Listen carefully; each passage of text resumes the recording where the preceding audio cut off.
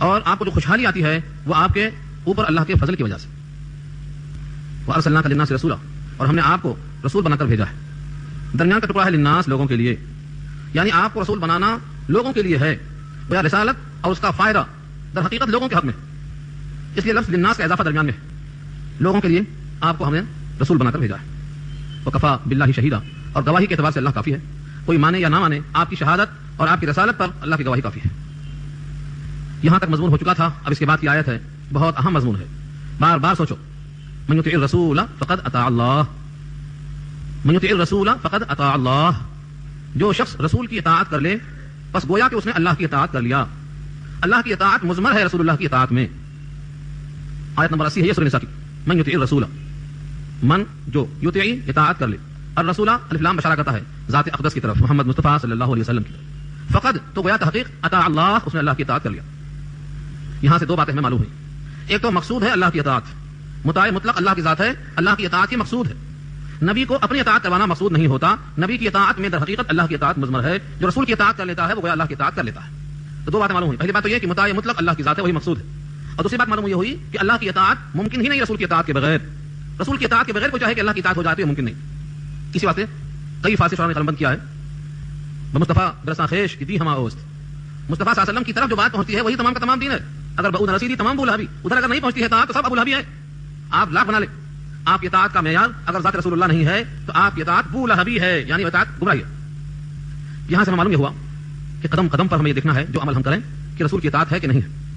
اسی واسطے آقا نے فرمایا ما لیس عندنا فهو رد او مردود, جو چیز ہم سے ثابت نہ ہو, جو چیز ہماری طرف سے ہو کر نہ گئی ہو, رد ہے, مردود ہے. ما لیس عندنا فهو رد او مردود. معلوم یہ ہوا نبی صلی اللہ علیہ وسلم کا عمل ہو یا آپ کی طرف سے وہ مستند ہو, وہ کا مطلب کیا مطلب ہے اس کا؟ ما لیس عندنا ہمارے پاس نہ ہو, فهو رد او مردود, آپ کے پاس ہونے کا تین مطلب ہے. آپ جو کہ حدیث کا فن نہیں پڑھتے ہیں اس لیے میں قریب لانا چاہتا ہوں. ایک تو یہ ہے کہ آپ نے ارشاد فرمایا نوم الصبح یمنع الرزق, صبح کے وقت کا سونا رزق کو روک دیتا ہے. یہ حدیث رسول قولی کہلاتی ہے, زبان سے آپ نے ارشاد فرمایا, زبان سے آپ نے ارشاد فرمایا, یہ قولی حدیث کہلاتی ہے. اور ایک حدیث فعلی کہلاتی ہے جو آپ نے زبان سے کچھ نہیں کہا لیکن آپ نے کیا. مثلا طویل سجدہ کیا, اتنا طویل سجدہ کیا کہ جناب عائشہ فرماتی ہیں میں نے ہاتھ سے ٹٹول کر دیکھا کہ روح پرواز نکل گئی. یہ طویل سجدہ یہ آپ کا فعل ہے, یہ عملی حدیث کہلاتا ہے, یہاں قول نہیں ہے. اور تیسری حدیث وہ ہے کہ نبی صلی اللہ علیہ وسلم کے سامنے صحابی نے کچھ کیا, آپ خاموش رہے, نہیں ٹوکا. آپ کا نہ ٹوکنا بھی حدیث استقراری کہلاتا ہے, یعنی آپ نے ثابت کر دیا. تو آپ کی خاموشی شریعت کا ایک جز بن جاتی ہے. یہاں سے معلوم یہ ہوا برائی کو دیکھ کر خاموش نہ ہونا نبی کی سنت ہے. برائی کو دیکھ کر بول پڑنا یہ غلط ہے, چپ بیٹھ جانا یہ مطلوب نہیں ہے. چنانچہ وعدے کے باوجود حضرت خضر سے موسیٰ کا وعدہ ہوا کہ میں ٹوکوں گا نہیں, لیکن جہاں خلاف شریعت محسوس ہوا 3 دفعہ ٹوکا, یہاں تک کہ فراق کی نوبت آ گئی. تو نبوت اور نائب نبوت کا ایک خاص ہے کہ غلطی پر ٹوکتا اور روکتا ہے. یہ تینوں قسمیں حدیث کہلاتی ہیں. یہ تینوں طریقے ثابت نہیں ہے, نہ آپ نے کیا, نہ آپ نے کہا, نہ آپ کے سامنے کیا گیا. اب جو بات ثابت نہیں ہوتی وہ اطاعت نہیں کہلاتی. ومن تولا, اور جس نے پیٹ پلٹایا, جس نے آپ کی اطاعت سے روگردانی کیا. تولا پیٹ دکھایا, شریعت کو پیٹ دکھانا کیا مطلب ہے؟ کبھی جھگڑا ہوتا تسلیہ سے بیٹھتے چلو بولتے رہو شریعت کا فیصلہ سنو, تو اس میں بات کہتے نہیں شریعت نہیں, پاک رکھو اس کو. یہاں تو کام کی بات کرو, ہم دنیا میں ہیں, علماء کو بلاؤ, نہیں ضرورت نہیں علماء کی, یہ ہمارا معاملہ ہے. یہ کیا ہے؟ یہ روگردانی ہے, یہ پیٹ دکھانا ہے. زندگی کے ہر جز پر, ہر موقع پر اللہ کے رسول کی طرف سے ہمیں رہنمائی موجود ہے. یہ دنیا میں واحد مذہب ہے جو صرف مذہب نہیں ہے بلکہ دین ہے, یعنی ہر قدم پر رہنمائی موجود ہے. بچہ کیسا ہو, جوان کیسا ہو, بوڑھا کیسا ہو, غریب کیسا ہو, امیر کیسا ہو, بیوہ کیسا ہو, کنوارے کیسے ہو, ہر ایک کے واسطے رہنمائی موجود ہے دنیا کے ہر گوشے کے لیے. اس لیے کسی بھی موقع پر نہیں کہہ سکتے کہ یہاں شریعت کی ضرورت نہیں ہے. جو شخص کہہ دے کہ بلائے طاق رکھ دو, یہ معاملے کی بات ہے. فمن تولا, جس نے روگردانی کیا. اللہ فرماتے ہیں اپنے حبیب کو خطاب کرتے ہوئے فما ارسلناک, ہم نے آپ کو نہیں بھیجا علیہم ان لوگوں پر حفیظا, حفاظت کرنے والا, نگہبان بنا کر. کوئی پلٹاتے ہیں پلٹانے دو, روگردانی کرتے ہیں کرنے دو, شریعت سے منہ موڑتے ہیں موڑنے دو, آپ ان کے اوپر حفیظ نہیں ہیں. حفیظ کا ترجمہ کیا ہوگا یہاں؟ حفیظ حفاظت کرنے والا, نگہبانی کرنے والا. اسی کا مفہوم دوسری آیت میں آ رہا ہے لست علیہم بمسیطر, آپ ان پر داروغہ نہیں ہیں. مسیطر کے معنی داروغہ, لست علیہم بمسیطر کہ بائی فورس گریبان کھینچ لیں, نہیں, آپ کا کام صرف پہنچانا ہے. ان علیک الا البلاغ, نہیں ہے آپ کے ذمہ مگر پہنچا دینا, کھول کر واضح کر دینا. آپ ان پر حفیظ نہیں ہیں, آپ ان پر مسیطر نہیں ہیں, آپ کا ان پر کوئی ذمہ نہیں ہے. مالک من حفاظہم من شیء, مالک من حسابہم من شیء, آپ کے ذمہ ان کا حساب کچھ بھی نہیں ہے, ان کو اپنا حساب دینا پڑے گا. یہاں سے بات معلوم ہوئی جو روگردانی کرے گا ان پر اللہ کا جلال ہے, یعنی گویا اشارہ یہ ہے کہ آپ ان کے محافظ نہیں ہیں, ان کو چھوڑ دیجیے ان کے حال پر, ہم ان کو دیکھ لیں گے. ایک شکل تو یہ ہو گئی روگردانی کی, اور روگردانی کی شکل ایک اور ہوتی ہے, یہ اس سے بھی خطرناک ہے. زبان سے کہتے ہیں ہم تو اطاعت کرتے ہیں, لیکن جب وقت آتا ہے تو اطاعت نہیں کرتے. ان کا حال کیا ہے؟ وَيَقُولُونَ طَاعَةٌ, اور کہتے ہیں طاعت ہے. وَيَقُولُونَ طَاعَةٌ, اور کہتے ہیں طاعت ہے, یعنی ہم آپ کے مطیع ہیں, آپ کی اطاعت کرتے ہیں. یہ تو زبان سے کہہ دیا, لیکن جب کھڑا گھوڑا چیک کرنے کا وقت آیا فَإِذَا بَرَزُوا مِنْ عِنْدِكَ, اور جب آپ کے پاس سے نکلتے ہیں, برزا یا رجوع کے معنی نکلنا, گھر سے باہر نکلنا, گفتگو کی جگہ سے باہر نکلنا, یا میدان کارزار میں لڑنے کی خاطر نکلنا، سب کے لیے برزا ہی آتا. وبرزوا للہ الواحد القہار، یوم محشر میں نکلیں گے، وہاں بھی کہا برزوا للہ الواحد القہار، نکلیں گے اللہ کے سامنے. تو برزا کے معنی نکلنا، اسی سے ہے بول و براز، پیشاب پاخانے کو بھی بول و براز اردو میں بولتے ہیں اس واسطے. تو برزا کے معنی ظہر، نکل گیا. فاذا برزوا، جب نکل پڑتے ہیں، من عندک، آپ کے پاس سے، بیت طائفۃ منہم، رات گزارتا ہے ان میں سے ایک فریق. بیت کے معنی رات میں سرگوشی کرنا، باتیں کرنا، مشورے کرنا، سب آتا ترجمہ. بیت شباشی کرتا ہے، طائفۃ منہم، ان میں سے ایک فریق. کیسے؟ غیر الذی تقول، اس کے سوا جو آپ کہتے ہیں، یعنی آپ کے سامنے جو کچھ کہا تھا اس کے علاوہ کے طریقے پر رات گزارتے ہیں. یعنی آپ جو وعدہ کیا تھا اس کے خلاف سوچ رہے ہیں، اس کے خلاف بول رہے ہیں، اس کے خلاف جانسازی کر رہے ہیں. یہ ہے الذی تقول، جو آپ فرما چکے ہیں اس کے خلاف رات گزارتے ہیں. اور سمجھتے ہیں کہ ہمارا راتوں کا مشورہ کرنا جو خفیہ ہے یا نبی کے علم میں نہیں ہے، وہاں تک یہ بات نہیں پہنچے گی. اللہ فرماتے ہیں واللہ یکتب، اللہ لکھ لیتا ہے. ما یبیتون، جن جملوں کے ساتھ رات گزارتے ہیں، جن باتوں کے ساتھ رات گزارتے ہیں، جن ذہنی پلاؤ کے ساتھ رات گزارتے ہیں، ما یبیتون، سب اللہ نوٹ کر لیتا ہے. اور جب اللہ نوٹ کر لیتا ہے تو اس کے فرشتے نبی تک پیغام کو پہنچا دیتے ہیں، رات کی پوری بات سامنے آ جاتی ہے. فاعرض عنہم، اب ان سے اعراض کیجیے، ان سے انتقام مت لیجیے، ان پر ظاہر مت کیجیے کہ خفت ہوگی. اعراض کیجیے ان سے. وتوکل علی اللہ، اور بھروسہ اللہ پر کیجیے. وکفی باللہ وکیلا، اور اللہ کافی ہے کار ساز ہونے کے اعتبار سے. وکیل کسے کہتے ہیں؟ اردو میں وکیل کہتے ہیں کام بنانے والا. مقدمہ بازی اتنا ہو رہی ہے کہ وکیل کے تعارف کی ضرورت نہیں ہے، اپنا کام اس کے حوالے کر دو پورے دستاویز کے ساتھ. وکیل کہلاتا ہے وہ، یہاں وہی مراد ہے. صحیح وکیل کفایت کرنے والا خود اللہ کی ذات. وکفی باللہ وکیلا، وکیل کے اعتبار سے کون کافی ہے؟ اللہ کافی ہے. یہاں سے بطور تحدید کے جملہ آ رہا ہے. کیا لوگ قرآن کریم میں غور نہیں کرتے؟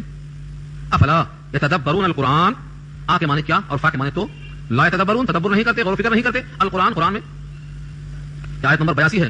تدبر کسے کہتے ہیں؟ تدبر کے معنی آتے ہیں غور و فکر کرنا، پورا ذہن لگا کر سوچنا، کسی کام کی گہرائی میں اترنا، تدبر کہلاتا ہے، غور و فکر کرنا. افلا یتدبرون القرآن، کیا وہ قرآن کا تدبر نہیں کرتے؟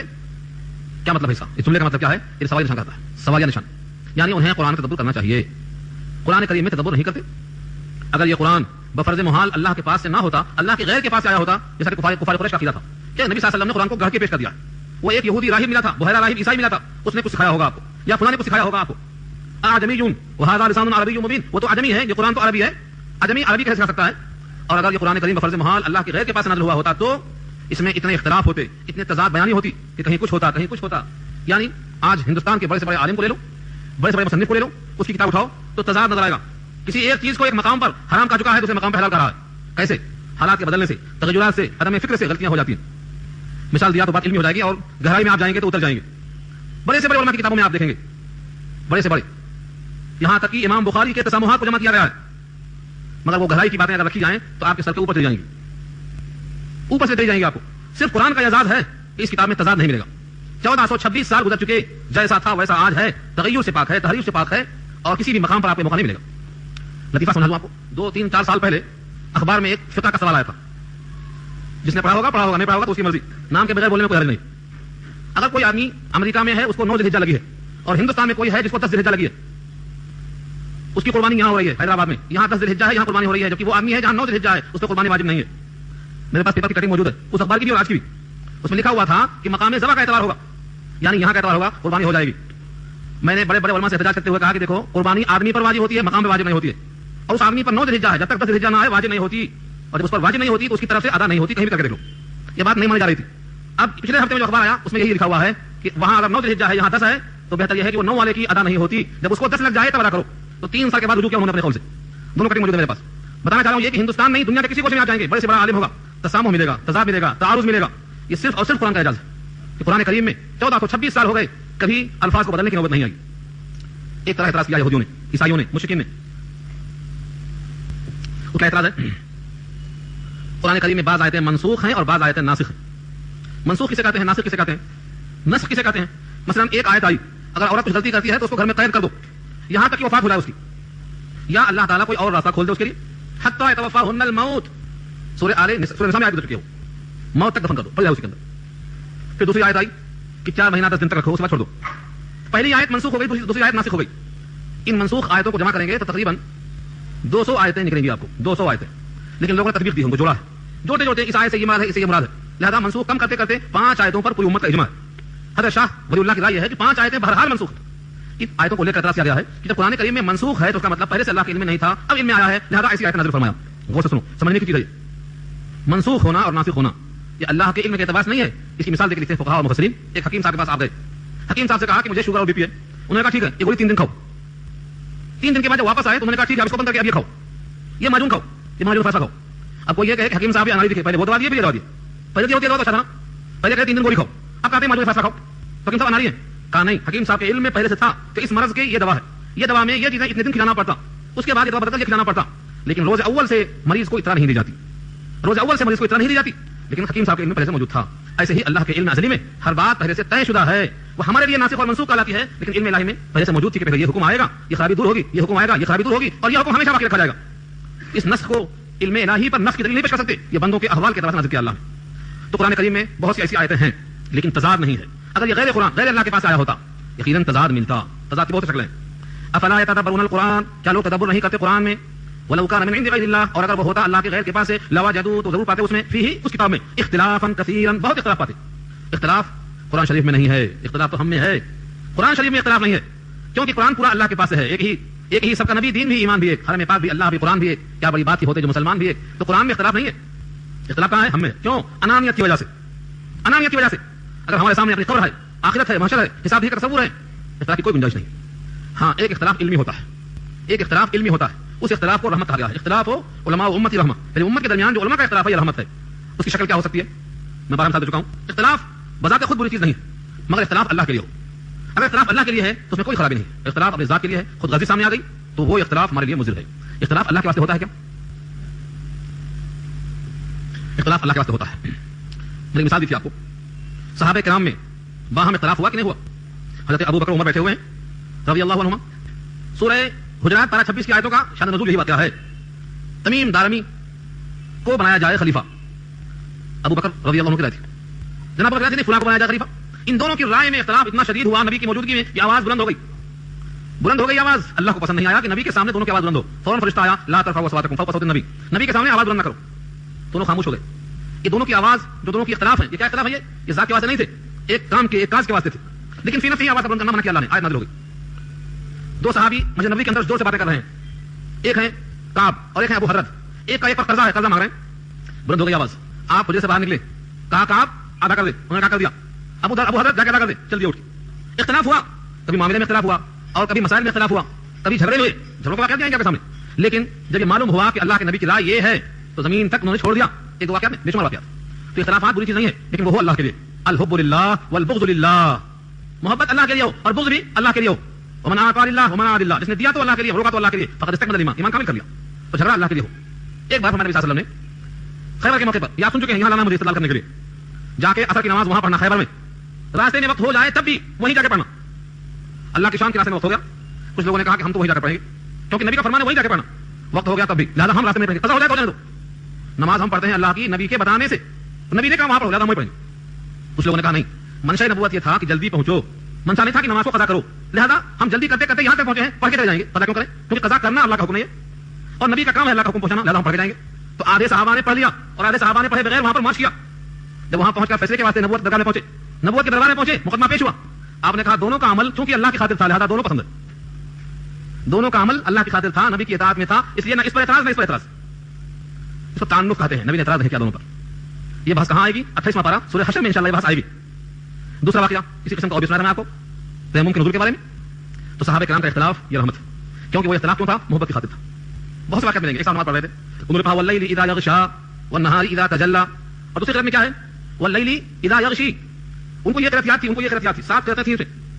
حضرت عمر نے چادر پھینکا اور چادر گریبان میں ڈال کے اس کو اینٹ دیا، رسی کی طرح بل دے دیا، کہا گلا گھڑ کے مار ڈالوں گا پڑھیں گے تو. ابھی نبی موجود ہیں اور تم گھر پڑھنا شروع کر دیا. انہوں نے کہا بخلا مجھے ایسے ہی نبی نے پڑھایا ہے. کہا اچھا میں تو ایسے پڑھاؤں. اسی حال میں چلے گئے. آپ نے کہا رسی چھوڑو، رسی چھوڑ دیا. تو آپ پڑھ کے سنو. انہوں نے ایسا پڑھا، انہوں نے ایسا پڑھا. دونوں میں اختلاف. نبی مسکرا دیے، فرمایا ہاکذا انزلت وہاکذا انزلت، ایسے بھی نازل ہوئی اور ایسے بھی نازل ہوئی. فوراً چھوڑ دیا. کیوں؟ یہ اختلاف کیوں تھا؟ اللہ کی خاطر تھا. اللہ کی خاطر اختلاف ہوتا ہے تو دل میں میل نہیں آتا، اور ذات کی خاطر ہوتا ہے تو دل میں کینہ پیدا ہو جاتا. اللہ کی خاطر ہونا چاہیے. ایسے ہی ائمہ کا اختلاف سمجھ لو. حضرت امام اعظم ابو حنیفہ رحمۃ اللہ علیہ، ان کا اختلاف، لوگ کہتے ہیں وہ کمزور روایتوں پہ عمل کرتے ہیں. امام شافعی کا اختلاف، لوگ کہتے ہیں وہ کئی حدیثوں میں سے ایک بار کر کے باقی کو چھوڑ دیتے ہیں. امام مالک کا اختلاف، ان کو لوگ کہتے ہیں کہ مدینہ والوں کا عمل دیکھ کر باقی سب چھوڑ دیتے ہیں. سمجھنے کی کوشش کرو. ان کا اختلاف نفس کی خاطر نہیں تھا. ان کا اختلاف علم کی بنیاد پر، اخلاص کی بنیاد پر، رحمت کی بنیاد پر تھا. اصول کیا تھا سنو، اصول آپ یاد کر لو. امام ابو حنیفہ، امام اعظم رحمۃ اللہ علیہ، ان کا مسلک قرآن کریم سے اور حدیث سے استدلال کرنے کا طریقہ کیا تھا؟ یہ میں کیوں کر رہا ہوں؟ ابھی آیت آگے استنباط کرنا رہا ہے. استنباط کیسے کرتے تھے؟ استنباط امام صاحب کہتے ہیں کہ میری رائے یہ ہے کہ قرآن کریم تو بہرحال مستند کتاب ہے، اس میں ایک حرف کی گنجائش نہیں ہے. لہذا جو حدیث قرآن کے مضمون کی تائید کرتی ہو یا جس حدیث سے قرآن کی وضاحت ہوتی ہو، ہم اس حدیث کو اس واسطے قبول کر لیں گے کہ وہ اوفق بالقرآن ہے، ان قرآن کی موافقت میں ہے، قرآن کی تائید میں ہے، قرآن کی توضیح میں ہے، لہذا ہم ان روایتوں کو لے لیں گے پورے باب میں. یہ ان کا مسئلہ ہو گیا. پورے حدیث ذخیرے میں کیا لیں گے ہم؟ اوفق بالقرآن. اوفق بالقرآن کی مثال دے دوں میں آپ کو ایک. وَإِذَا قُرِئَ الْقُرْآنُ فَاسْتَمِعُوا لَهُ وَأَنصِتُوا لَعَلَّكُمْ تُرْحَمُونَ. جب قرآن پڑھا جائے تو سنو اور چپ رہو تاکہ تم پر رحم کیا جائے. یہ ہے آیت. اب دوسری آیت آئی، دوسری حدیث آئی. ان تمام حدیثوں کو آیتوں کو جمع کر کے فرماتے ہیں کہ قرآن کریم کی اس آیت کی توضیح میں یہ حدیث موجود ہے، لا صلاۃ الا بفاتحۃ الکتاب، سورہ فاتحہ کے بغیر نماز نہیں ہوتی. یہ حدیث ہے اور یہ آیت ہے. تطبیق کیسے کریں گے؟ تطبیق کی شکل یہ ہے کہ امام کے پیچھے چپ رہو، سنائی دے تو سنو ورنہ چپ رہو، یہ اللہ کا فرمان ہے. لہذا اس حدیث پر کہ سورہ فاتحہ کے بغیر نماز نہیں ہوتی، یہ ہم محمول کریں گے جب تنہا نماز پڑھے. امام کے پیچھے اگر ہے تو امام کی قرات مفتی کی قرات ہے. یہ توافق پیدا کیا. تو امام صاحب کا مسئلہ کیا ہے؟ جو حدیث قرآن کی موافقت میں ہو چاہے سند میں کمزور ہو اس کو لیتے ہیں. امام شافعی رحمۃ اللہ علیہ کا موقف یہ ہے کہ پورے ذخیرے حدیث میں ہمارے پاس ترازو ہے. سند کہتے ہیں ہم نے کس سے سنا، اس نے کس سے سنا، اس نے کس سے سنا، یہاں تک کہ کس صحابی نے نبی سے روایت کی ہے، ہم سے لے کر وہاں تک جو راوی ہیں، اس چین کا نام سند ہے. روایت کرنے والوں کا معیار کیا ہے؟ یہ صادق ہے، کاذب ہے، حافظہ کمزور تھا، اچھا تھا، معتبر لوگ ہیں، غیر معتبر لوگ ہیں. تو جو سند کے اعتبار سے قوی ہے اسے لے لیں گے، جو کمزور ہے اس کو چھوڑ دیں گے. امام مالک فرماتے ہیں میں مدینے کے اندر تھا اور مدینے میں نبی صلی اللہ علیہ وسلم تھے اور مدینے والوں کا عمل اپنے سے اوپر، ان سے اوپر، ان سے اوپر، یہاں تک کہ تابعین نے صحابی نے نبی کو دیکھا ہے، ان کا عمل دیکھا ہوا چلا رہا ہے. لہذا جو مدینے والوں کا عمل ہے، تعامل مدینہ میرے سراکوں پہ ہے. حدیثوں کی توضیح کر لیں گے لیکن مدینے والوں کا عمل نہیں چھوڑیں گے. امام مالک کی رائے. تو اس طریقے سے ائمہ اربعہ کے اصول الگ الگ ہونے کی وجہ سے اختلاف پیدا ہوئے ہیں، لیکن وہ اختلاف اخلاص کی بنیاد پر ہیں. اللہ فرماتے ہیں اگر یہ قرآن اللہ کے غیر کے پاس سے آتا تو اس میں اختلاف بہت ملتا. قرآن میں اختلاف نہیں ملتا. حدیث چونکہ غیر اللہ کے پاس ہے، نبی کی ذات سے ہے. اب دیکھو میں روایت سناتا ہوں. نہا رسول اللہ صلی اللہ علیہ وسلم ان اکل الزب. مشکات میں روایت موجود ہے کتاب الاطعمہ میں، کھانے کے بیان میں. نبی صلی اللہ علیہ وسلم نے منع فرمایا ہے گھوڑ پھوڑ کھانے سے. نہا منع فرمایا ہے. ان اکل الزب، زب کے معنی زواد بے پر تشدید، زب کے معنی آتے ہیں گھوڑ پھوڑ کھانے سے منع فرمایا ہے. ایک کوئی حدیث. اسی صفحے میں آگے ایک روایت ہے، ایک مرتبہ نبی صلی اللہ علیہ وسلم تشریف لے گئے میمونہ کے پاس. میمونہ رضی اللہ تعالیٰ عنہا آپ کی بیوی ہیں، زوجہ محترمہ ہیں. آپ کے ساتھ حضرت خالد ابن ولید بھی موجود تھے جو آپ کے بھانجے لگتے ہیں جناب میمونہ کے. وہ خالہ لگتے ہیں آپ کی. خالہ کے گھر میں بیٹھے ہوئے بھنی ہوئی گھوڑ پھوڑ پیش کی گئی، بھنی ہوئی. آپ نے ہاتھ کھینچ لیا اور فرمایا میں اس کو کھاتا بھی نہیں ہوں اور کھانے سے منع بھی نہیں کرتا ہوں، لیکن مجھے گھن آتی ہے کیونکہ میرے دیار میں نہیں ہوتی. آپ کے سامنے خالد نے کھینچ لیا اور پوری کھینچ لیا اور آپ دیکھتے رہے، صاف ہوگی پوری. یہ روایت بھی موجود ہے دائیں طرف اسی صفحے میں. اس حدیث کو لے کر امام شافعی فرماتے ہیں نبی کے سامنے کھایا، کھانا ثابت ہو گیا. حدیث استقراری ہے یہ، لہذا کھا سکتے. اگر کھانا حرام ہوتا تو نبی منع کر دیتے کہ میں نہ کھاؤں گا نہ کھانے دوں گا، لیکن یوں فرمایا میں نہ کھاؤں گا اور نہ اسے حرام قرار دوں گا. ہاں مجھے گھن آتی ہے، طبعی نفرت ہے کیونکہ عادت نہیں ہے کھانے کی. اس حدیث کو لے کر امام شافعی کہتے ہیں کھانا جائز ہے. اور امام اعظم فرماتے ہیں جب کھانا کھانے اور نہ کھانے میں تضاد ہو تو نہ کھانے کی روایت کو ترجیح دیا جائے گا، لہذا ہمارے پاس کھانا حرام ہے. امام شافعی کا کھانا حلال ہے. اب آپ کہیں گے یہ کیا، یہ اسلام میں اختلاف کیسے ہوا؟ غیر قرآن میں اختلاف ملے گا. یہاں دکھاؤ اختلاف قرآن میں، قرآن کریم میں دکھاؤ اختلاف نہیں ملے گا. قرآن کریم میں اختلاف نہیں ملے گا. یہ ہے قرآن کریم کی خصوصیات. ولو کان من عند غیر اللہ لوجدوا فیہ اختلافا کثیرا. تو اختلاف نہ ہونا یہ دلیل ہے اللہ کے پاس سے ہونے کی، جبکہ اس میں آئندہ کی خبریں ہیں، پیشن گوئیاں ہیں. قرآن اترنے کے بعد مثلا آج نازل ہوا اور 7 سال کے بعد ہونے والی ہے، وہ اس کے اندر پیشن گوئی موجود ہے. جیسی پیشن گوئی موجود ہے ویسا ہی 7 سال کے بعد واقعہ پیش آیا. مثلا سورہ روم 21واں پارہ الف لام میم غلبت الروم فی ادنى الارض وهم من بعد غلبهم سيغلبون في بضع سنين. یہ 2 آیتیں پڑھ لیجئے. روم آج ہار گئے لیکن 10 سال کے اندر پھر جیتیں گے. پیشن گوئی تھی. تاریخ پڑھ لو. روم کے مغلوب ہونے کے بعد جتنے کے کوئی امکان نہیں تھے. جیسے آج امریکہ چھایا ہوا ہے ویسا ہی اس زمانے میں فارس چھایا ہوا تھا، جس کو ایران کہتے ہیں آپ. لیکن آج وہی ایران ہے، وہی فارس ہے جس کو دھمکیاں دی جا رہی ہیں. تو کیا ہے 9 سال کے بعد اللہ کے حکم سے رومی غالب آئے اور فارسی ہار گئے، ٹھیک 9 سال کے اندر. تو پیشن گوئیاں موجود ہیں، پوری ہوئی اور ابھی بہت سی پیشن گوئیاں موجود ہیں قرآن کریم کے اندر. تو اگر یہ اختلاف ہوتا اس کتاب میں تو علامت ہوتی کہ وہ اللہ کے پاس سے نہیں آیا. اختلاف کا نہ ہونا دلیل ہے. وَإِذَا جَاءَهُمْ أَمْرٌ مِّنَ الْأَمْنِ وَالْخَوْفِ أَذَاعُوا بِهِ وَلَوْ رَدُّوهُ إِلَى الرَّسُولِ. اور جب آتی ان کے پاس کوئی خبر، وَإِذَا جَاءَهُمْ أَمْرٌ، امر کے معنی کوئی معاملہ، کسی امر کی خبر پہنچتی، من الامن او الخوف، امن کی خبر ہو یا خوف کی خبر ہو، اذاعوا خوب پھیلاتے اسے. منافقین کا حال یہ تھا کہ خبریں آئیں پھیلا دیتے. کیوں پھیلاتے؟ تاکہ لوگوں میں افواہ پھیل جائے. افواہ پھیلانا منافقین کی علامت ہے. اللہ فرماتے ہیں بجائے لوگوں میں پھیلانے کے مشغول کرنے کے ان کو چاہیے تھا کہ وہ نبی کی طرف بات پہنچاتے. وَلَوْ رَدُّوهُ إِلَى الرَّسُولِ، اگر بات کو پہنچاتے رسول کی طرف. وَإِلَىٰ أُولِي الْأَمْرِ مِنْهُمْ، یا ان میں سے جو اہل امر ہیں، جو معاملے دار ہیں، جن کو واقعات پہ عبور ہے، جو حکومت میں اقتدار رکھتے ہیں، جو ارباب حل و عقد ہیں، جو کچھ کر سکنے کے موقف میں ہیں، جو ذمہ دار کہلاتے ہیں، ان تک بات پہنچاتے. لَعَلِمَهُ الَّذِينَ يَسْتَنبِطُونَهُ مِنْهُمْ، تاکہ جان لیتے وہ لوگ ان میں سے جو اہل استنباط ہیں کہ کیا کرنا چاہیے کیا نہیں کرنا چاہیے. لوگوں میں عام کر دیا، لوگوں کے دل میں کمزوری پیدا ہو گئی. یہ کام نفاق کا ہے. یہاں 2 باتیں معلوم ہوئی. پہلی بات، اگر کوئی بات معلوم ہو تو سب سے کہتے ہوئے نہیں پھرنا چاہیے، جو ذمہ دار ہے ان تک پہنچانا چاہیے. مثلا مسجد میں کوئی غلط بات سنائی دی، ذمہ دار کو پہنچائیں. شہر میں اطلاع ملی، ذمہ دار کو بتائیں. یہ قرآن کے مزاج کے خلاف ہے کہ افواہیں پھیلانا. افواہ مانے افواہ کسے کہتے ہیں؟ عربی میں فوہ کہتے ہیں منہ کو. فوہ کی جمع افواہ آتی ہے. منہ در منہ بات پھیل جانا، یہ افواہ. پکڑ کے پوچھو کس سے سنے تو نہیں معلوم، سنائے کس سے سنے میاں؟ نہیں بس سنے، کس سے سنا نہیں معلوم. یہ کیا ہے؟ یہ افواہ. سنائی چھتی کر دی، یہ افواہ کراتی ہے. فوہ در فوہ، منہ در منہ جس کو بولتے ہیں آپ. اور اتنا پھیلتی کہ 1 ہاتھ ککڑی اور 9 ہاتھ کا بیا. بیج کہتے ہیں بیا. کہتے ککڑی 1 ہاتھ کی ہے تو بیج 9 ہاتھ کیسے ہو گیا؟ تو کہتے ہیں بولتے بولتے لمبا ہو گیا. تو یہ افواہ ہے. قرآن کا اصول کیا ہے؟ جب کوئی بات سنو تو جو متعلقہ ذمہ دار ہیں اس تک پہنچاؤ. ہمارے پاس کیا ہے؟ ہماری برائی ان سے کریں گے, ان کی برائی ان سے کریں گے, ان کی برائی ان سے کریں گے. اس سے کیا ہوگا؟ اس سے اصلاح نہیں ہوتی. یہاں تک کہ جو انتقال کر گئے مردے, ان کے وہ بھی کتاب چھاپ دے لوگے, کیا فائدہ ہوا؟ ان مردوں کو اصلاح نہیں کر سکتے, چلے گئے وہ. لہٰذا ان کے بارے میں بولنا ہے تو اچھا بولو. اس کو محاسنہ موتا کو مردوں کی اچھائی کرو, برائی میں نہیں کروں. ایسا حکم یہ ہے کہ جس کی برائی ہو اسی سے کہو محبت و پیار سے, تاکہ وہ اپنی غلطی کی اصلاح کر لے. یا اگر آپ کو غلط فہمی ہے تو غلط فہمی کا ازالہ کر دے, حقیقت کیا ہے آشکارا کر دے. آپ میری ان سے کریں گے اور ان کی ان سے کہیں گے, ان کی ان سے کہیں گے, تو ہر ایک باہم بدگمان ہوں گے, اصلاح کسی کی نہیں ہوگی. اور کہنے والا اگر مرچی لگا کے پیش کیا تو جھگڑا ہو جائے گا. تو قرآن کا اصول نہیں ہے, اس آیت سے نکلتا ہے. رسول, اور اگر لوٹاتے رسول کی طرف, وَإِلَىٰ أُولِي الْأَمْرِ مِنْهُمْ, اور ان میں سے اہل امر کی طرف, لَعَلِمَهُ, تاکہ جان لیں کہ وہ استنباط کرتے ہیں. یعنی جو قرآن کریم میں اصول موجود ہیں ان اصولوں کی روشنی میں نئے مسئلے کو تلاش کرتے ہیں, اس کو استنباط کہا جاتا ہے. مثالیں دوں گا تو کہیں کہ بات بڑی خشک ہو جا رہی ہے, ادھر نکل جا رہی ہے. مثالیں بے شمار مثالیں ہیں. قرآن کریم میں اس کے بارے میں کوئی صراحت موجود نہیں ہے. مثلا ایسا مقام آ جائے جہاں پانی نہ ہو تو تیمم کر لیں گے, اور تیمم کرنے کے لیے وہ چیز موجود نہ ہو تو کیا کریں گے؟ مٹی بھی میسر نہیں ہے. ایک آدمی پانی کی جہاز میں ہے یا ہوائی جہاز میں, اب اس کو وضو کرنا ہے, وہاں پانی بھی نہیں ہے, اتفاق سے ختم ہو گیا ایسا, اور تیمم کرنے کے بعد مٹی نہیں, کام آتا ہاتھ. جہاں دیکھو پلاسٹک ہے, گل جاتی, مٹی نہیں ہوتی, وہ لوہا گل جاتا, مٹی نہیں ہوتی. وہ جو مٹی کے جنس میں سے ہو اس کا تیمم جائز ہے. اس کی علامت کیا ہے؟ جو آگ میں نہ جلے, اور جو آگ میں جل جائے وہ مٹی کی جنس نہیں ہے. لہٰذا اب نہ مٹی ہے, نہ پانی, نہ وضو ہے, نہ تیمم, کیا کرے گا؟ مسئلہ پیش آیا. اب قرآن حدیث کی روشنی میں پانی نہیں تھا تو تیمم کی اجازت, تیمم پر بھی قادر نہیں ہے تو تیمم کے بغیر نماز پڑھ لے گا, بعد میں قضا کر لے گا. یہ کیا یہ استنباط ہے؟ چنانچہ چار امام چاروں باتیں کریں. ایک فرماتے ہیں تیمم کے بغیر پڑھ لے گا, کیونکہ تیمم ہی نہیں کر سکتا ہے نا, پڑھ لے, کیونکہ قضا کرنے سے پڑھ لینا بہتر ہے. دوسرے کہتے ہیں بغیر تیمم کے بغیر وضو کے پڑھنا جائز نہیں, لہٰذا قضا کر لے, بعد میں پڑھ لے. تیسرے کہتے ہیں قضا بھی کرے گا, اب بھی پڑھ لے. چوتھے کہتے ہیں تو واجب نہیں ہوگی. تو کیا یہ استنباط کہلاتا ہے؟ ایک مثال دیا میں نے, مکمل پڑھنا ہے تو جدید فقہی مسائل پڑھیے, اور بہت سے احکامات ایسے ہیں شرعی احکام کے جو اعلیٰ دریدہ کہلاتے ہیں, آج کل بہت نازک مسائل ہیں. تو بہرحال استنباط کے معنی جو پہلے سے قرآن حدیث میں مسئلہ معلوم ہے اس کی روشنی میں نئے مسائل کو تلاش کرنا استنباط کہلاتا ہے. ولولا فضل اللہ علیکم ورحمتہ, اگر تم پر اللہ کا فضل نہ ہوتا اور اس کی رحمت نہ ہوتی, لاتبعتم الشیطان, تو تم ضرور شیطان کی اتباع کر لیتے, الا قلیلا, مگر تھوڑے سے لوگ. من کیا ہوا؟ شیطان کی اتباع کرنا بغیر رحمت کے, بغیر فضل کے ہوتا ہے, اور شیطان کی اتباع سے بچنا رحمت اور فضل کے طفیل ہوتا ہے. اب جن پر آپ دیکھتے ہیں کہ شیطان کی اتباع میں لگا ہوا ہے تو سمجھ جاؤ اس پر رحمت فضل نہیں ہوا, خالی ہے یہ. اور اگر کسی کو دیکھو کہ شیطان کی اتباع سے بچ گیا, اطاعت نبی جا رہا ہے, تو سمجھو اللہ کی رحمت, اللہ کا فضل. مثال دیتا ہوں میں آپ کو, کوئی چیز سڑنے سے بچانا ہے تو فریج کے اندر رکھو, بچانا ہے سڑنے سے تو فریج کے اندر رکھو, بچ گئی خراب ہونے سے. اور اگر خراب ہونا ہے, خراب کرنا ہے تو خالی یوں ہی چھوڑ دو, خود ہی خراب ہو جائے. تو خراب کرنے کو کچھ نہیں کرنا پڑتا, ہاں خرابی سے بچانا ہے تو کرنا پڑتا. تو شیطان کی اتباع تو بہت آسان ہے, کچھ نہ کرو, چھوڑ دو ہمارا. شیطان کی اتباع نہیں, شیطان راضا بن جاتا ہے. وہ کام کرے گا کہ شیطان کہے گا میرا کام تم کر لے دو, مجھے چھٹی مل گئی, سب سے آگے. لیکن بنانا ہے, سنوارنا ہے تو بچپن سے سنوارنا پڑتا. ایسے بیٹھو, ایسے کھاؤ, ایسے سو, ایسے لیٹو, یہ الفاظ کہو, یہ سیکھو, ہر چیز سکھانا پڑتا. شادی لکھتے ہیں مرغی کا بچہ اندر سے نکلا, جانا شروع کر دیا, اور بکری کا بچہ پیٹ سے باہر آیا, کھڑا ہو گیا, دودھ پینا شروع کر دیا اور چلنا شروع کر دیا. تو مرغی کا بچہ ہو یا بکری کا بچہ ہو, اس کو بہت زیادہ بڑھانا نہیں پڑتا. لیکن آدمی کا بچہ 9 مہینے پیٹ میں اور 9 مہینے باہر کسی کام میں نہیں رہتا, سب سنبھالنا پڑتا ہے اس کو. تو جتنا بڑا ہے اتنا محنت بھی طلب کرتا ہے. تو انسان کو بگاڑنے کے لیے کچھ کرنا نہیں پڑتا, ہاں سنوارنا ہے تو کرنا پڑتا. تو اللہ کا فضل, اللہ کی رحمت اگر تم پر نہ ہوتی تو تم شیطان کی اتباع کر لیتے, مگر بہت تھوڑے سے لوگ. فقاتل فی سبیل اللہ, فقاتل یہ حکم ہے اللہ کا, اللہ کے نبی کی طرف. فقاتل پس قتال کرو, فی سبیل اللہ, اللہ کے راستے میں. آپ کہیں گے یہ تو ہم سے مخاطب نہیں ہے, فقاتل صیغہ واحد ہے, واحد کے معنی تم قتال کرو اللہ کے راستے میں, ہمیں کوئی حکم نہیں. حضرت موسیٰ کے قوم نے کیا کہا تھا؟ اے موسیٰ تم اور تمہارا رب, یا تم اور تمہارے بھائی ہارون, یہ مل کر جا کر لڑ لو, جب فتح ہو جائے گی ہم بھی آپ کے ساتھ آ جائیں گے. فتح سے پہلے ہم تو نہیں آتے.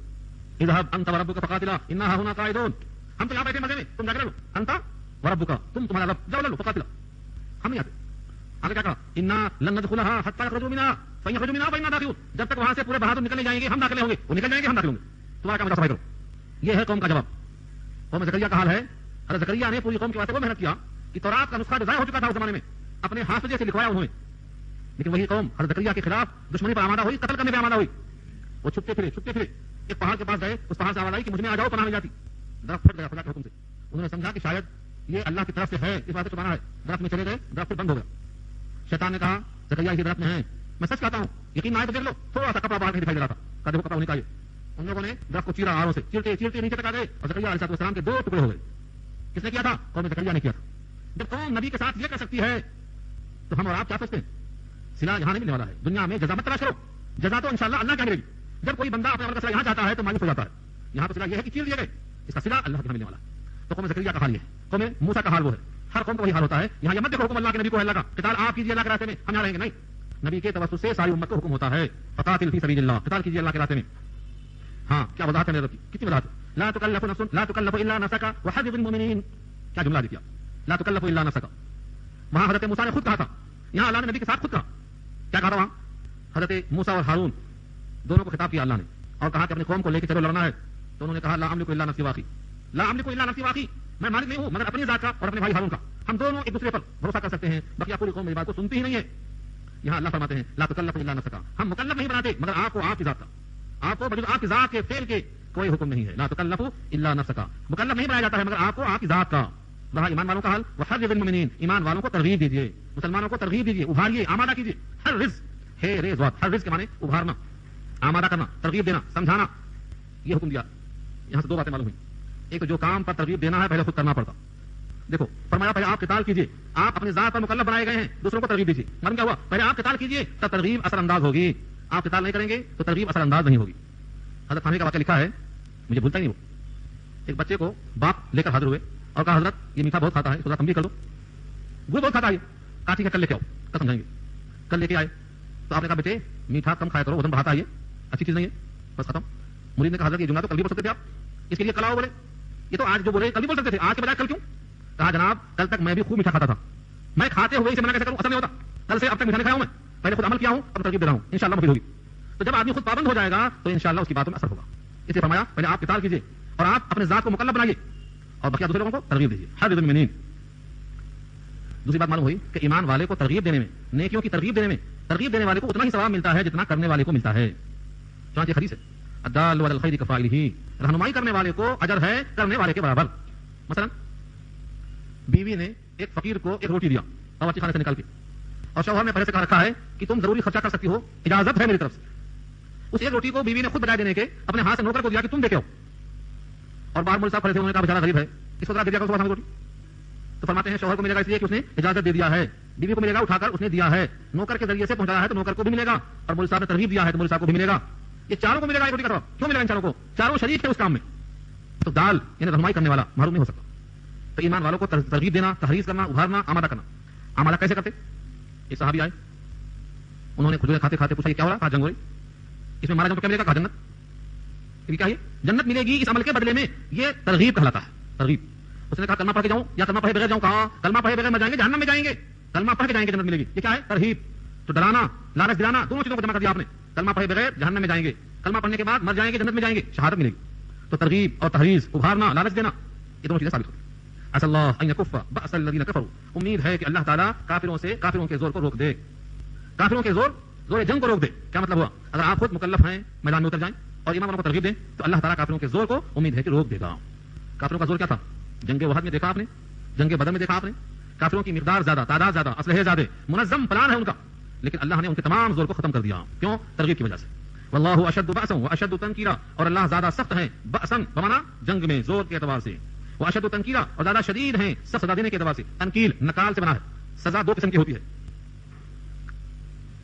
سزا تو یہ ہے کہ آپ نے ایک شرابی کو پکڑا اور اسے کوڑے مارا، اس کو سزا پہنچ گئی. ایک سزا وہ ہے جس کو اردو میں کہتے ہیں عبرت ناک. ایک کو سزا دینے سے 100 کے دل دہل جائیں. ایک زانی کو سنگسار کیا گیا دکھانے کے ساتھ. ایک چور نے چوری کیا، اس کا ہاتھ کاٹا گیا. اس چور کے ہاتھ کاٹنے سے اور زانی کو سنگسار کرنے سے کیا ہوگا؟ لوگ دیکھ کر ڈر جائیں گے. یہ کیا ہے؟ جزاء بما کسبا نکالا من اللہ. تو نکال ہے اللہ کی طرف سے. یہ عبرت ناک انجام، وہ ہے تنکیل. وہاں نکال فرمایا، یہاں تنکیل فرمایا. تو سخت سزا دینے کے اعتبار سے، عبرت ناک انجام تک پہنچانے کے اعتبار سے. واللہ اشد بأسا، بأسا کے معنی جنگی زور اور تنکیل کے معنی سزا عبرت ناک. دونوں میں اللہ سخت ہے. من يشفع شفاعة حسنة يكن له نصيب منها ومن يشفع شفاعة سيئة يكن له كفل منها وكان الله على كل شيء مقيتا. اس آیت میں اصول پیش کیا اللہ نے. سفارش سب نہیں کرتے، سب کی نہیں کرتے، ہر معاملے میں نہیں کرتے. اگر آپ نے سفارش کیا اچھی سفارش تو جو عمل وجود میں آئے گا اس میں آپ کا صلہ ملے گا. مثلا ابیال کی مثال، ایک غریب کے پیٹ تو جتنا ثواب ملے گا دینے والے کو، سفارش کرنے والے کو بھی اتنا ہی ملے گا. سفارش کرنے پر جتنا گناہ اس کو ملا، کرنے والے کو اتنا گناہ آپ کو ملے گا. مثال دیا تھا میں آپ کو، نبی صلی اللہ علیہ وسلم سے اسامہ نے سفارش کیا کہ اس عورت کا ہاتھ نہ کاٹا جائے. فاطمہ مخزومیہ چوری میں پکڑی گئی، اس کا ہاتھ نہ کاٹا جائے. اتشفعوا فی حد من حدود اللہ، اللہ کے حدوں میں سے ایک حد کے نافذ کرنے کی رکاوٹ بنتے ہو تم؟ تمہاری یہ جرأت؟ اللہ کا حکم نافذ نہ ہونے پہ بڑا غضبناک ہو گیا. لگتا تھا چہرے پہ انار نچوڑ دیا گیا، سرخ ہو گیا چہرہ. یہ کہ چہتے تھے، لیکن جب اللہ کی حدود کیا، اس کا مطلب کیا ہوا؟ سفارش ہر کام کی نہیں کرنا، اچھے کام کی کرنا، برے کام کی نہیں کرنا. ایک صاحب فون کرتے ہیں ٹکٹ لینا ہے سینما ہال کا، کہتے ہیں ذرا اس کو جلدی ٹکٹ دے دو، میرا بھتیجا ہے. یہ کیا یہ سفارش ہے؟ کیا کہ سفارش ہے؟ سینما کا ٹکٹ جلدی دے دو. جوتے کھانا اس کو سفارش کرنے کی وجہ سے. تو سفارش کرنا اچھے کام کی، سفارش نہ کرنا برے کام سے. دو چیزیں ہیں. من یشفع شفاعۃ حسنۃ، لفظ حسنہ لگایا اللہ نے. جو سفارش کرے گا اچھی سفارش، اچھے کام کی، یکن تو ہو کے رہے گا، لہو اس کے لیے نصیب، ایک حصہ، منہا اس میں سے.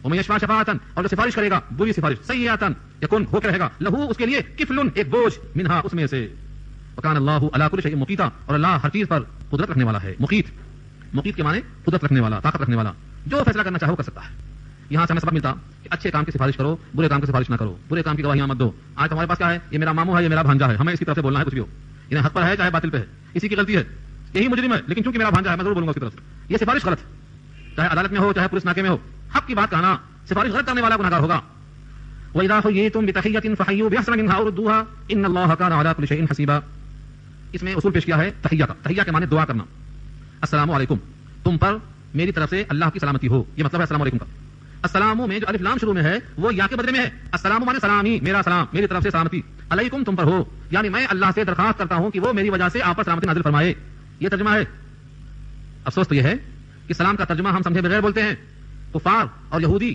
سمجھ کر بولتے تھے اسی واسطے بعض یہودی آ کر کہتے تھے نبی صلی اللہ علیہ وسلم سے السلام علیکم کیوں السلام کہتے ہوئے ان کے دل میں تکلیف ہوتی تھی السلام سام کے معنی موت السلام علیکم تم پر ہماری طرف سے موت ہو جناب عائشہ سمجھ جاتی تھی اور بڑے سخت سست الفاظ شروع کر دیتی تھی عربی زبان میں آقا فرماتے عائشہ تم سختیاں مت کرو میرا جواب ان کے جواب سے سخت ہو گیا کیا تم نے نہیں سنا میں نے کہا دیا وعلیکم میرا وعلیکم کہہ دینا تم نے نہیں سنا یعنی تم پر بھی مطلب کیا ہوا تم نے جو مجھے دیا ہے میں نے وہ تم پر دے دیا تمہاری بات اللہ کے ہاں میرے خلاف نہیں چلے گی لیکن میری تمہارے خلاف چلے گی میری بددعا تم پر اور سخت ہو گئی عائشہ اتنا ہی کافی ہے سمجھاتے تھے تو سلام کا جواب سمجھ کر دیتے تھے یہودی بھی ہمارے پاس لوگ اندر سے بغض رہتے ہیں اوپر سے السلام علیکم بولتے ہاں اندر سے دل میں کیا ہے آگ یہ مر جائے یا جل جائے یا فلاں ہو جائے اور اوپر سے کیا کرتے ہیں السلام علیکم لگتا ہے کچھ بھی نہیں ہوا یا تو یہ غلط ہے یا تو وہ غلط ہے آپ اگر زبان سے اس کے اوپر سلامتی کی دعا دیتے ہیں اور قلب آپ کا مطمئن نہیں ہے تو آپ کی قلبی کیفیت زبان سے ٹکراتی ہے آپ کی زبان آپ کے قلب کی ترجمان نہیں ہے یا تو دل کی تپش غلط ہے یا زبان کے الفاظ غلط ہے سمجھ کر بولو اگر کچھ غلط فہمی ہے تو اس کو دور کر لو کچھ بغض ہے تو اس کو نکال کے باہر صاف کرو ایک حکم کو بلاؤ بٹھاؤ دونوں بیٹھ جاؤ ہم سے آپ کو یہ شکوہ ہے پیش کرو اور دور کر لو دل صاف ہوگا تو سلامتی کی آواز آئے گی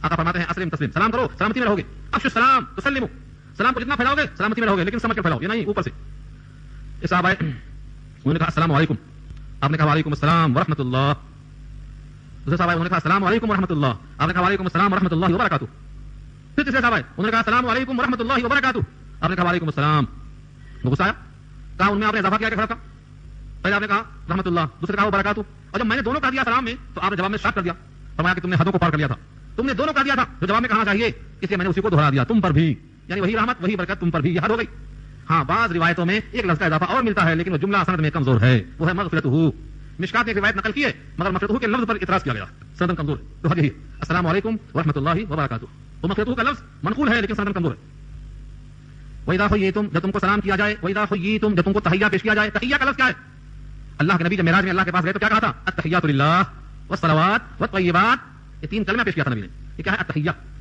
التحیات اس کی جمع ہے یہ اس کا واحد ہے التحیہ دعائیہ کلمات زبان سے نکالنا یہ تحیہ کہلاتا ہے جب نبی نے کہا السلام علیکم التحیات للہ والصلوات والطیبات تین دعائیہ کیا ترجمہ اس کا ہے التحیات للہ تمام پاکیزہ کلمات اللہ کے لیے والصلوات دعائیں اللہ کے لیے والطیبات پاکیزہ کلمے اللہ کے لیے یہ صاف نبی نے پیش کیا آقا کی طرف سے یہ کلمات جب پیش ہوئے تو جواب دیا اللہ نے السلام علیکم ایھا النبی ورحمۃ اللہ وبرکاتہ اللہ نے فرمایا کیا اے نبی تم پر اللہ کی سلامتی ہو اللہ کی رحمت ہو اللہ کی برکت ہو نبی نے پیش کیا تمہارا کیا ہوا دینا اور لینا یہ اللہ کی اور اللہ کے نبی کے درمیان کی بات ہے آقا نے سنا کہ ہم پر سلامتی ہو رہی ہے تو فرمایا تنہا ہم پر کیوں ہو ہمارے پیچھے تو روز محشر تک ایک مجمع آنے والا ہے حوض کوثر تک السلام علینا ہم سب پہ سلامتی ہو وعلی عباد اللہ الصالحین اور اللہ کے سارے نیک بندوں پر ہو قیامت تک جتنے لوگ صالحین میں شامل ہوں گے اس نبی کی دعا جو معراج میں ہوئی تھی انشاءاللہ ان کا حصہ ہوگا اللہ تعالی ہم کو اس کا مصیب بنائے دعا کر لو السلام علینا وعلی عباد اللہ الصالحین یہ نبی کی اللہ کی گفتگو ہو رہی تھی فرشتوں نے کہا ہم کیوں معلوم ہو جائیں ان سب نے مل کے کہا اشہد ان لا الہ الا اللہ واشہد ان محمدا عبدہ ورسولہ ہم گواہی دیتے ہیں کہ اللہ کے سوا کوئی معبود نہیں اور ہم گواہی دیتے ہیں کہ اللہ کے بندے ہیں آپ اور اللہ کے رسول ہیں آپ اللہ نے ان پورے کلمات کو جمع کر دیا ان کلمات کو نماز میں ادا کرنے والا مصلی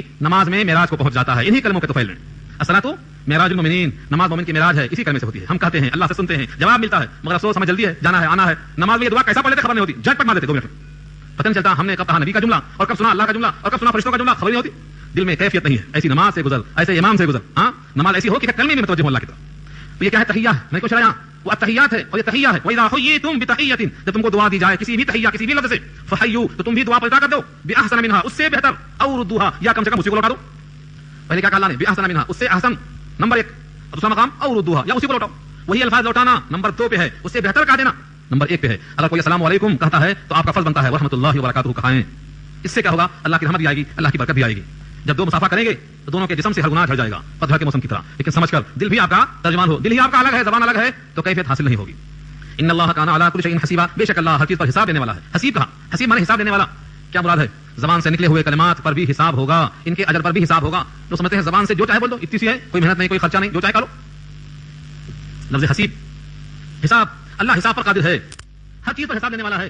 یہ جملہ بتا رہا ہے کہ زبان سے نفاق نہ ہو، دل میں ایک، زبان پہ ایک، من میں ایک، ہاں دل میں آن، بغل میں چھری. جو زبان پہ وہی دل میں ہو. سورہ قاف کی آیت ہے، جو لفظ زبان سے نکلتا ہے ہمارا نوٹ کیا جاتا ہے. ما یلفظ من قول الا لدیہ رقیب عتید. انسان جو بھی لفظ نکالتا ہے رقیب عتید، نگہبان فرشتے فوراً محفوظ کر لیتے ہیں. ہم سمجھتے ہیں خالد مول صاحب کے الفاظ نوٹ ہوتے، ہمارے تو نہیں ہوتے. ہم تو گھر میں بولتے، بیوی کو بولتے، دکان میں بولتے، نوکر کو بولتے، صرف ممبر پہ ہوتا. ممبر ہو یا محراب ہو، بازار ہو یا آپ کا گھر ہو، کسی بھی مقام پر جو لفظ نکلتا ہے اللہ کے ہوتا حساب دینا پڑے گا. اشارہ کرتا ہے حسیب. اللہ لا الہ الا ہو، نہیں ہے کوئی معبود مگر وہی. اللہ لا الہ، نہیں ہے کوئی معبود الا ہو مگر وہی. لیجمعنکم، ضرور تم کو جمع کرے گا. الی یوم القیامت، قیامت کے دن کی طرف. لا ریب فیہ، جس میں کوئی شک نہیں. لا ریب فیہ، جس میں کوئی شک نہیں. ہمیں جمع کرنے کا یقین نہیں، اللہ کہتے ہیں لا ریب فیہ، اس میں کوئی شک نہیں. جس چیز میں کوئی شک نہیں اور ہمیں اس میں یقین نہیں. یقین ہوتا تو اس کی محنت کرتے. یقین ہے 30 دن کام کریں گے تو تنخواہ ملے گی. یقین ہے کہ ڈگریاں حاصل کریں گے تو اچھی پوسٹ ملے گی. محنت کر رہے ہیں، پیسہ ڈال رہے ہیں، رات دن ہاپوش کر رہے ہیں، نیند خراب کر رہے ہیں، سفارشیں کرتے ہیں، سب کر رہے ہیں یقین کی وجہ سے. لیکن جہاں اللہ فرماتے ہیں لا ریب فیہ، اس قیامت میں کوئی شبہ نہیں جہاں جمع کیا جائے گا. ہم کہتے ہیں آئے گی تو دیکھا جائے گا. آئے گی تو دیکھا جائے گا. جب نہیں دیکھ سکیں گے تب تو نگاہ اوپر نہیں اٹھے گی، بغیر کپڑے کے ننگے کھڑے ہوں گے. کوئی ترم خواہ بھی ہو، لباس نصیب نہیں ہوگا. ننگے. کیسا ننگے؟ جیسے ماں کے پیٹ سے پیدا ہوئے تو ننگے تھے، جب قبر کی پیٹ سے نکلیں گے تو ایسا ہی ننگے ہوں گے، بغیر ختنہ کیے ہوئے. قرآن کریم کے الفاظ موجود ہیں، کما بدانا اول خلق نعیدہ، کما بدانا اول خلق نعیدہ. جیسا ہم نے پہلی بات کو پیدا کیا تھا کہ ناخن کٹے ہوئے نہیں تھے اور بال کٹے ہوئے نہیں تھے، کپڑوں کے بغیر تھے. نعیدہ، ہم یاد کریں گے ویسا ہی پیدا ہوں گے. قیامت کے میدان میں سب سے پہلا کپڑا ابراہیم کو پہنایا جائے گا، ابراہیم علیہ السلام کو، کیونکہ ان کو اللہ کے نام پر ننگا کیا گیا تھا نمرود کی آگ میں ڈالنے سے پہلے. اس کے عوض میں ملے گا وہاں کپڑا، پہلا کپڑا کو دیا جائے گا. سب ننگے ہوں گے. جناب عائشہ فرماتی ہیں اللہ کے رسول کتنا بڑھنا بے حیائی کا منظر ہوگا. سب ننگے ہوں گے، ایک دوسرے کی شرمگاہیں دیکھتے ہوں گے. آقا نے فرمایا عائشہ کون کس کو دیکھے گا، کون کس کو دیکھے گا. نفسی نفسی کا عالم ہوگا، وہ خوف طاری ہوگا. نگاہیں نیچے نہیں ہوں گی، اوپر نہیں ہوں گی، کہاں ہوں گے نہیں معلوم، بچھڑ جائیں گے نگاہیں لوگوں کی. کوئی کس کو کیا دیکھے گا. تو اللہ فرماتے ہیں لا ریب فیہ، اس دن میں کوئی شک نہیں.